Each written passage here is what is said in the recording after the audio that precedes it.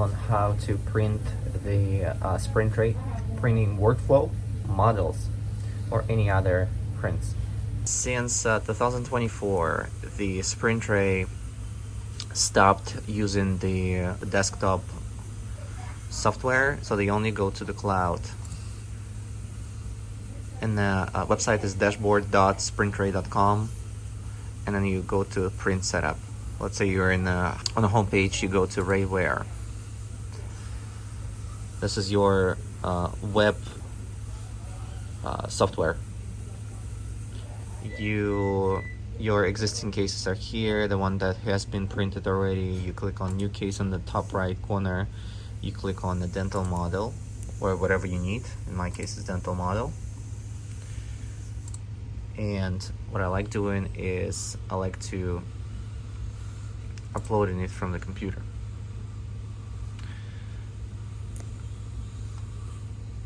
Rename that patient due to HIPAA control, click open, and now it's gonna take time. It's gonna say loading, the bar will be filling up. You see the model is hanging, it's not articulated yet. The base should be laying flat on a mounting platform. So for now, all you gotta do is to wait. Okay, once it's loaded, there's a green check mark. You go and check the settings. The orientation should be automatic.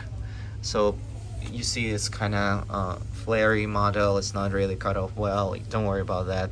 It's only gonna give you more base space. You either can cut it off on the scanner before you pre-upload it. You can cut it off in the third-party programs like Mesh Mixer, or you can cut it off over here in this software. It's gonna take a little bit longer, but I'm gonna show you how to do it. I don't do it most of the time because I don't really need it often, depending on what I do with a model.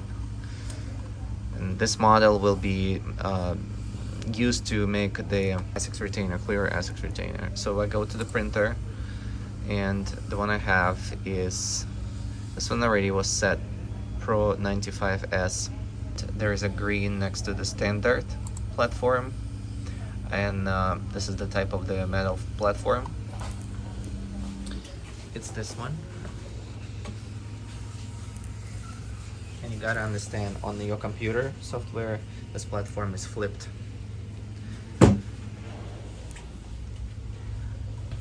And there is a material already pre-selected, so that's good. You don't really need to touch that, because once you touch it, you can't go back. You have to choose that again. So don't touch that flag if it's already pre-selected.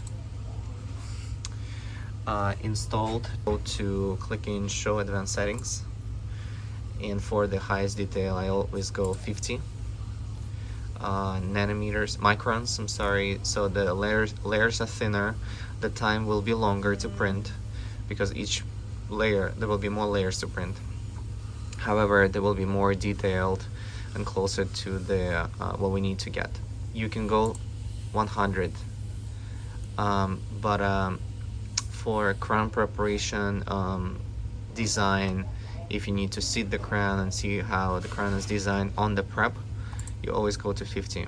Never recommend 170 because they are too not detailed, basically. You don't need any offset here. Mesh repair is on, automatically supports. There is no support, there will be a flat base, so keep it off. Orientation is on, layout is on, so that is by default, don't touch it. And then click, what I like to do is prepare print. Once you click that, printer is turned on. It's very important to keep these labels, because whenever you have more than one person reliable and responsible, I'm sorry for it, it's just hard to keep all the instructions in your head and remember all of them. Okay, so what we need now is it does say ready to print. However, I know for sure that I did not mix the resin, so let's do that.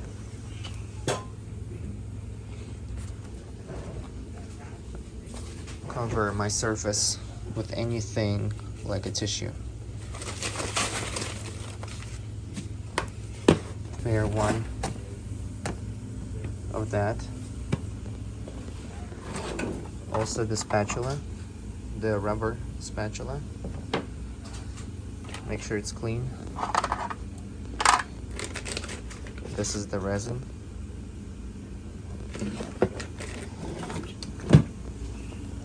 Do not open it while it's installed. We had a lot of issues.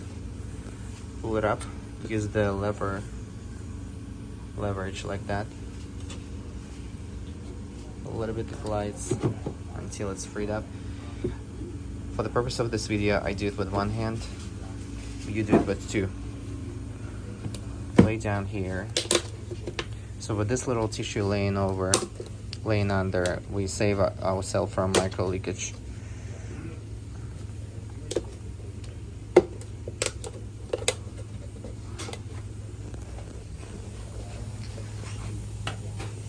I want to minimize the light leakage.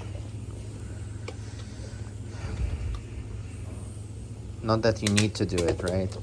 Because the liquid resin does not set up quickly. But I still like to do it. So you take spatula and with the slow motions, in order not to spill outside of the borders, you check every single inch of the bottom. You check it for residual cured resin, the artifacts. If you find artifact, you either remove it with the spatula or your fingers. This is why you need a bunch of those, and ideally the garbage can next to you. SprintRay or any of the printing companies does not recommend disposing the contaminated with resin PPE to the garbage. They like to leave it outside for it to cure, or you put it in the hazardous container, ideally hazardous container. Even your wipes. So I like removing the extra from here and wrapping it like that. Leave it here. So for the purpose of this video, I'll show you these lines. This is the minimum you're gonna go, that's the level. I'm gonna fill it up to this line, never further. If you fill it up with further, you are doomed. Because once your platform goes down to here, this liquid will overflow and go beyond the borders and will contaminate and damage your printer.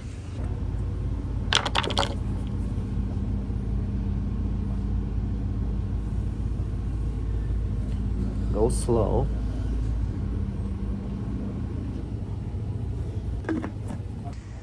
Now it's exactly up to that line. You cover it back. You cover it back for safety. You only transfer it back and forth out of the printer and into the printer with the lid closed. And you push it. Don't push it hard because it will spill the liquid. I like doing a little bit of those. And you're gonna feel it doesn't move any longer, so you're fine. You're done.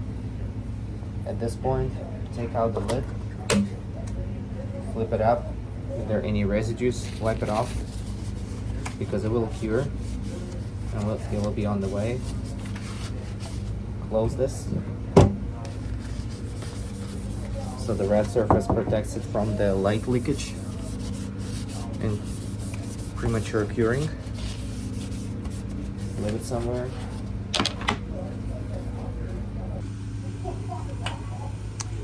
Light back on, our model is ready. I will demonstrate you how to cut it off. So we go to the right hand side, tools, turn on autopilot mode. Let's take a look. So we're gonna turn that autopilot off, otherwise it doesn't let us to go to tools. One moment. Okay, it does say now repairing the models. See, this is something I dislike in the software. It takes time. To edit this model, you go from Files menu to Tools menu, and you don't need orientation because it's automatic. You don't need supports because you need actually the flat base just like it is here right now. You don't need layout because it's automatic. If you'd like to place a label, I can show you how to do it, but I feel like it's a waste of time. Also, you're gonna spend time on it, so also consider extra timing. In order to be able to access this menu, you do need this model to be highlighted in yellow. If it's grayed out, just click on it. It will be yellow just like it's here. And then click on Mesh Edit. You skip everything, you only need a line cut. And now your mouse will be the tool to cut it off. Now, with if you click and hold, click and drag, your screen is rotated. So rotate it to the position where you kind of see the most of the cuts you want to work on. And then if you double click doing this, your pen is activated, your cutting tool. And now wherever you drag it is going to be, now I'm not holding it, right? You don't hold it, you let go the buttons, and as it goes, you go really slowly, and you are, because it's very easy, it's very sensitive, it's easy to make a mistake. And if you make a mistake, this software, as you know, is working very slow and loads a lot, and it will be just time consuming for it to get back again and redo it. Double click in the end, and then as you double clicked, I don't hold, so it's frozen like that, and you click on red button, confirm line cut. Once you did that, it started processing mesh. So you need to cut it ideally in the prime scan before you transfer this file to this software to work on it. So you do see now is somehow there are empty spaces. I like the cut if I look from occlusal. I kind of don't like this part, so I'm gonna cut it a little bit more. And it's highlighted in yellow, line cut.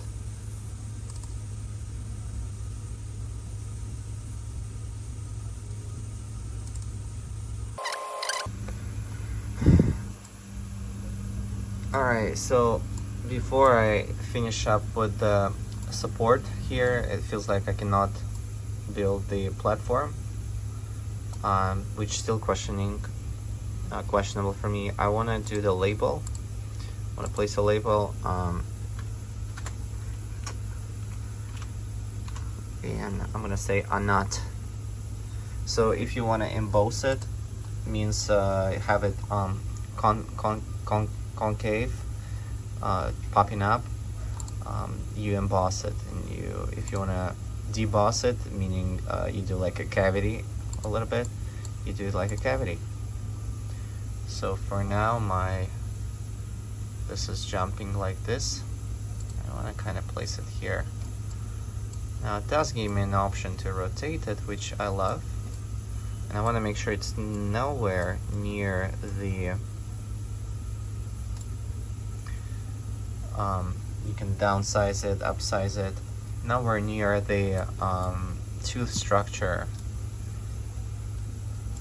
So this is good enough. Confirm changes. It's gonna save. It turns out the embossing was the cavity, creating a cavity, but debossing was actually to make it popping out. Anyway, I'm gonna keep it like that, even though it's not, I don't recommend that. It's not the favorite thing, especially if you use suck down thermoplastic material former. It may stuck in there. And I feel like the only option here to make supports is to click on supports.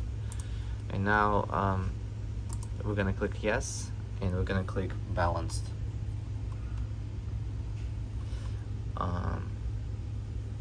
Confirm changes. You know what? I will do maximum density.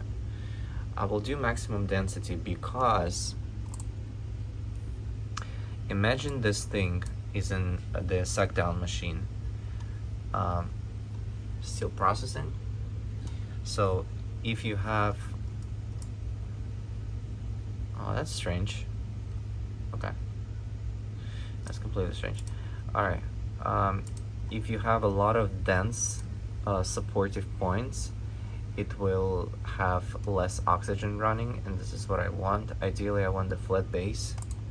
Okay, let me try the medium option now.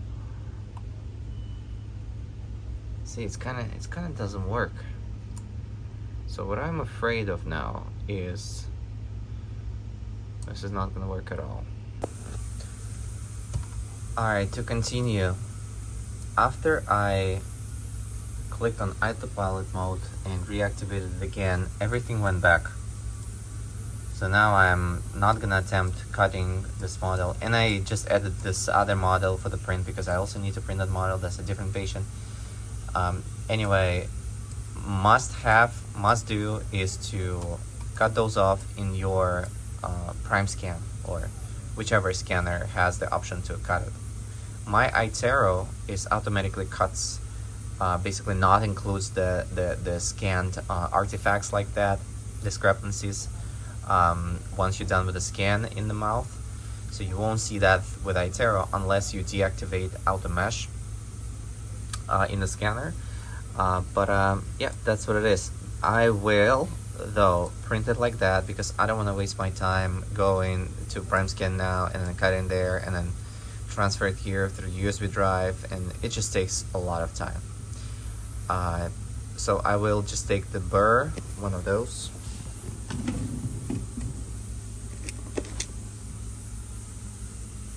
and the lab instrument, and I will cut it off. There will be a lot of dust. You gotta be wearing a mask and gloves and glasses, my PPE, but I just am comfortable doing it that way, and I know it's gonna be faster. However, if there is too much mesh, you might want to still cut it off because your print time will shorten if you do it. Okay, make sure both files are highlighted in yellow, right? And then you're gonna click send to printer, and here you have to highlight the printer. Click on it again, otherwise this won't turn red. And then you click print now, and you gotta make sure your printer is ready, meaning you complete all the prompts on the printer, like mixing the resin and opening the lid, and your platform gotta be installed, and the lid is gonna be closed to prevent the leakage of the light. Okay, it does say print job startings. From here you will see that this red icon appeared. Click on it.